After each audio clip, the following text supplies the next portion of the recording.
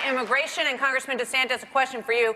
There are 850,000 illegal immigrants living in the state of Florida. That's more than 6% of the labor force here. Would you deport all 850,000 of those people?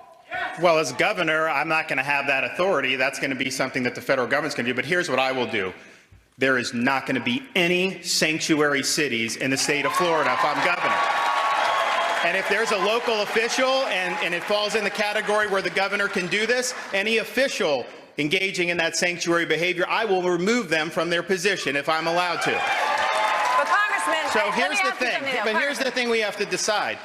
Do you want to do another amnesty, which is what a lot of people want to do? Obviously, Adam was in favor of the Obama-Schumer amnesty, which I think was not good. Here's the problem with the amnesty. It sends a signal to people to come illegally. It's a slap in the face to the people who come legally. Florida has one of the most vibrant populations of legal immigrants. Why aren't we talking about them and their families and their kids? They're contributing a lot to our society. So yes, at the end of the day, well, the labor force is another thing. I actually think we should have a legal workforce. Okay. I believe in E-Verify. I know that Adam and I are different on that. But if you actually had a legal workforce, a lot of these problems would not be here in 5 or 10 years. So, are you saying that you would convert them through some sort of path to citizenship? Because you've got 47,000 Of course farms. not. I'm saying just the opposite. I'm opposed. I oppose the Schumer-Obama amnesty. But you have farmers who need those workers in Florida. Here's the thing, though. That is not an excuse to let lawlessness prevail in the Sunshine State. I'm sorry. It's not a valid excuse. And we can make a decision. Do you want to shut off the main magnet? And if you do that, we will have huge contributions from legal immigrants and people who come from elsewhere, even within our own country. So but you won't have the incentive to come illegally. What happens to the 850,000 here illegally? What happens to them? Well, if you're here illegally under an E-Verify system, I don't think you should be able to take a job that an American may want to have. That has a downward pressure on wages. It's not what President Trump campaigned on, and it's not something that I've ever supported. So I've always been opposed to amnesty, and in fact, I've been supportive of doing things like E-Verify, a border wall, and ending chain migration and the diversity visa lottery. That's the direction we should go federally. Commissioner, you were mentioned there. Do you want to respond at all? That is the direction you should go in Washington. Washington should do its job. They haven't passed an immigration bill. Employers in Florida need and must have a stable, legal workforce with no path to citizenship, but you have to have an immigration fix that meets the needs of this economy. Governor Scott dealt with E-Verify with his executive order for anybody who does business with the state. That is the kind of leadership that Governor Scott has performed here in Florida. That's what Florida First leadership looks like. Washington is not going to solve our problems. We need someone who knows Florida best, will put Florida first, and keep our economy moving in the right direction. The Democrats, they don't just want sanctuary cities. They're calling for Florida to be a sanctuary state. That's the stakes of this election. Places like Maryland and places in California even allow people who are here illegally to vote. Not on our watch, not in the Sunshine State. Governor Scott signed the executive order for the workforce. He would have been able to sign E-Verify legislation if Adam hadn't worked to kill E-Verify. And it's not all Washington. We can do things like E-Verify here in Florida. And if I'm governor, I will absolutely pursue that course of action. I'm proud to be endorsed by President Trump. He said I'm strong on borders, and I think that's a big reason why he supported me. We're moving on to the next topic. As we mentioned, breaking just a few hours ago, yet another deadly shooting, this time at the newsroom of the Capital Gazette in Annapolis, Maryland. Right now, we have reports of 5 people being killed, and it's obviously an all too familiar story that's played out in Parkland, Florida, several months ago. The shooting at Marjorie Stoneman Douglas High School shook the nation to its core and again thrust this issue of gun control and the Second Amendment rights into the political spotlight. Phil Keating has more. Guns in Florida have historically been the best of friends. A pro-gun, pro-Second Amendment state where Republicans control all branches of government. It's where the Stand Your Ground law became infamous. There's a shooter at the school. But on Valentine's Day this year, Parkland happened. The deadliest high school shooting in the country's history with 17 dead. And that came on the heels of Orlando's Pulse nightclub massacre with 50 dead, both triggering a surge in calls for stricter gun control. This March, Republican Governor Rick Scott bucked the NRA, raising the age to buy rifles to 21, while also giving school districts the option to arm teachers in schools, which the largest have refused. Enough is enough! Since then, Parkland students and parents who stormed Tallahassee after the shooting, demanding action, are now registering young voters, urging them to vote against any lawmaker who takes money from the gun lobby. Now, that's going to put Republicans in a tough spot because these activists are making a lot of noise.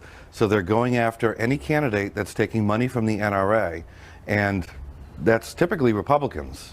Right after Parkland, Florida Atlantic University polled Floridians and found 70% support stricter gun laws, and Quinnipiac University found 62% support an assault rifle ban. As for young voters, 18 to 24 has the lowest turnout of any age bracket. Brett and Martha? Phil, thank you.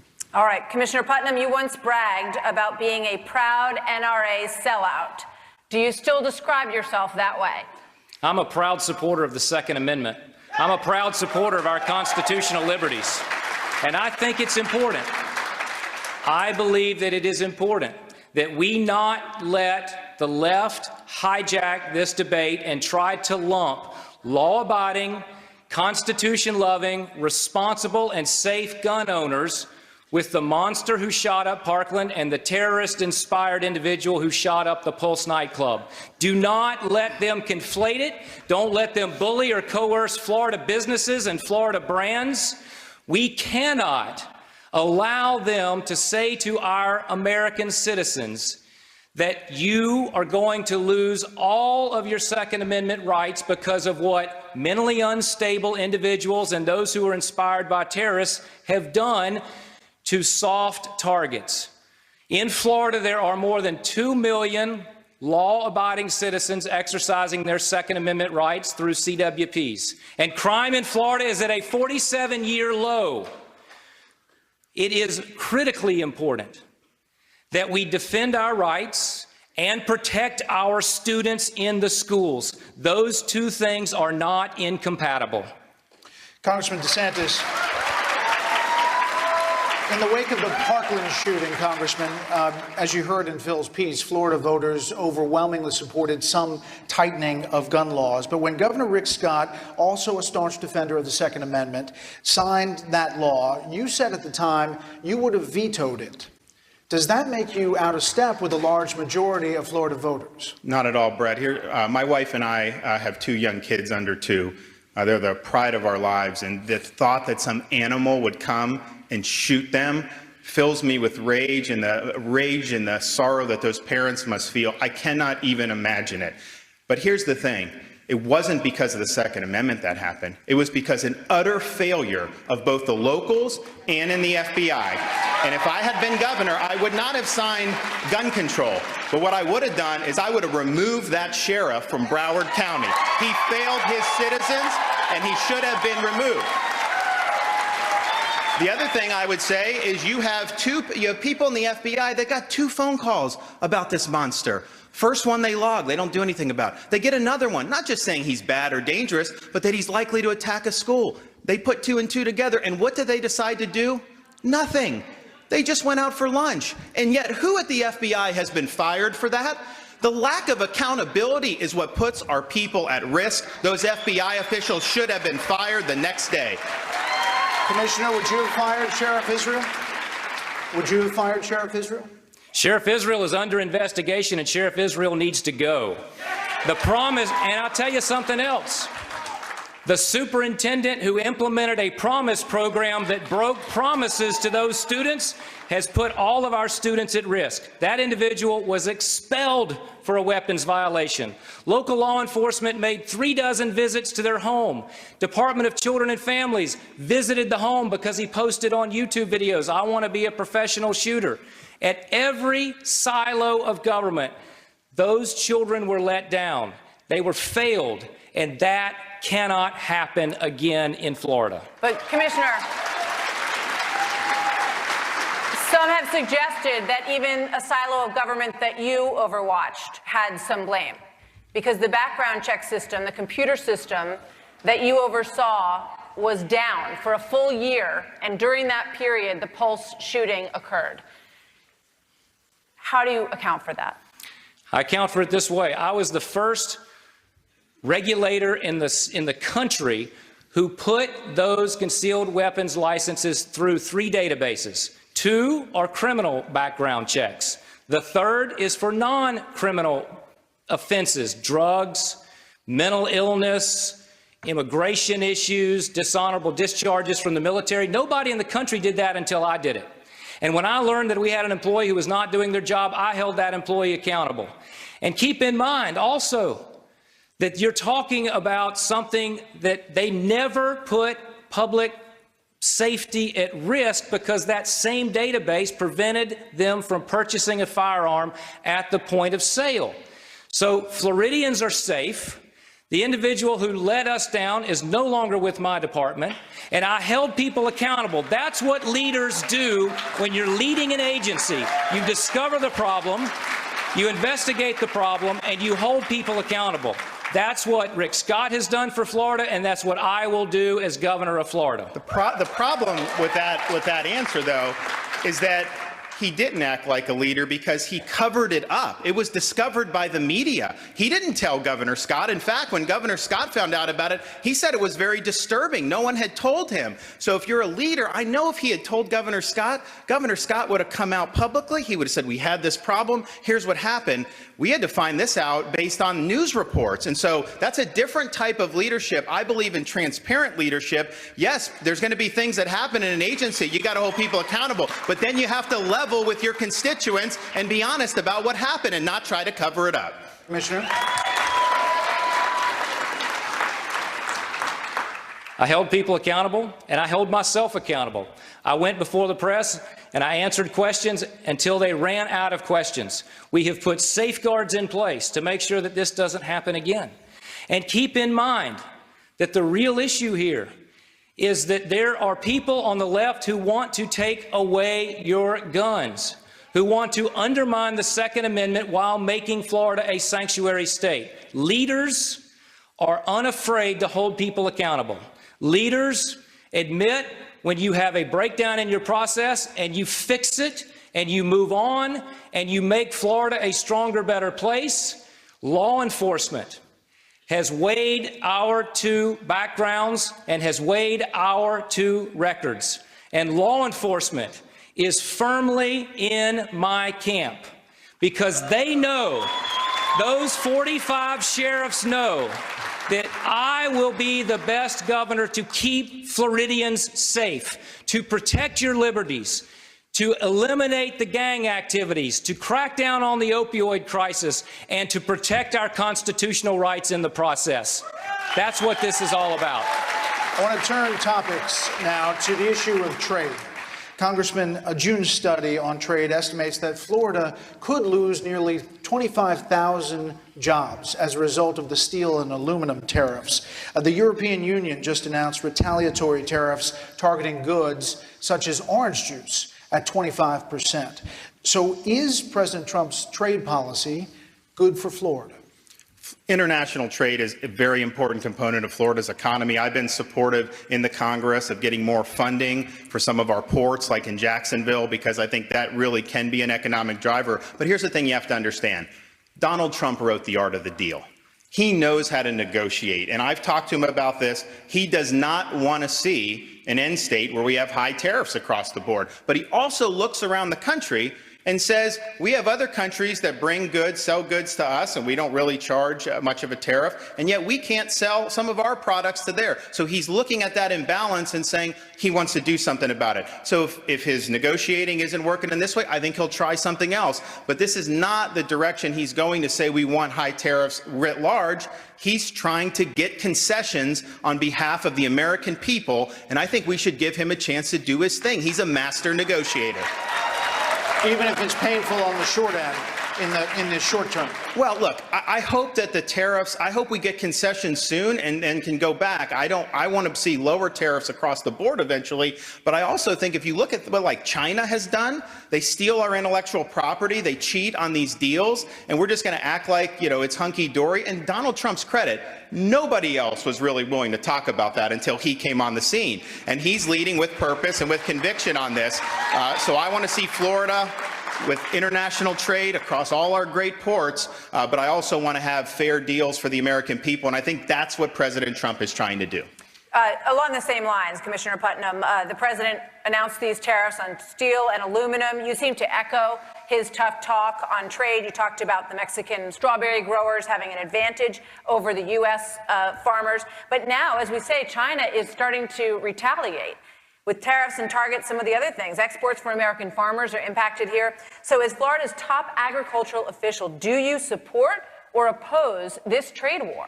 As Florida's top agricultural official, I've had a front row seat to the trade war that began 20-plus years ago when the United States signed a bad deal that has put Florida farmers and Florida ranchers at a distinct disadvantage and put them out of business. I have seen this up close and personal. The hand-wringing that's been going on about a trade war. China's been in a trade war against the United States for decades, as has Mexico. They devalue their currency. They steal our technologies. I have seen, go back to Ruskin, as I was saying earlier. I care more about the jobs in Ruskin than what's going on in Russia. Ruskin doesn't look the same because we were on the losing end of a bad trade deal that hasn't even been enforced to the extent that America had any kind of leverage at all.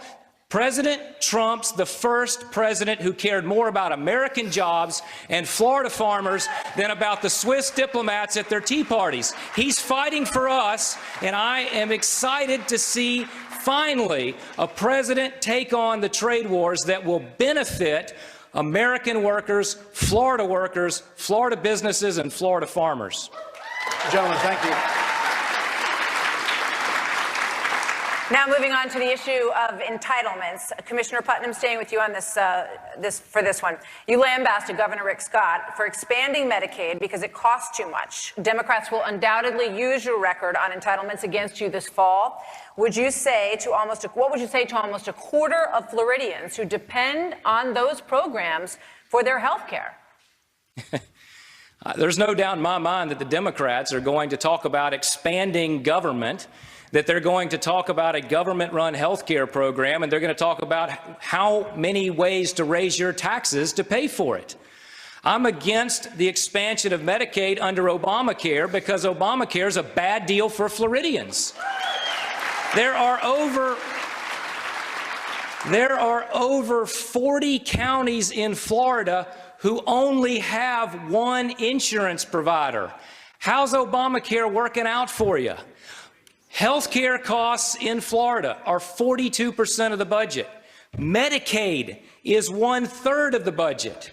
Now, it is the Pac-Man gobbling up the state budget, more than education, more than infrastructure, more than natural resources. And so it was the right decision. Nobody aspires to be on Medicaid. We're going to create an economy where they have higher paying jobs, where they have great economic opportunities and good careers. That's a Republican plan for strengthening our economy and getting people access to affordable, high-quality health care in Florida. Let me ask you very quickly, if you can. A lot of states are implementing programs of work for Medicaid, and you just mentioned how Medicaid is gobbling up funding in Florida. Do you support work for Medicaid? Would you do that in Florida? Absolutely. If you're going to be on public assistance, We're all able-bodied individuals. Let's be clear. Able-bodied individuals who were on public assistance ought to work. Okay, gentlemen, stand by. When we come back, other questions. Should Puerto Rico become the 51st state? That plus closing statements from the candidates as the debate continues here in Orlando.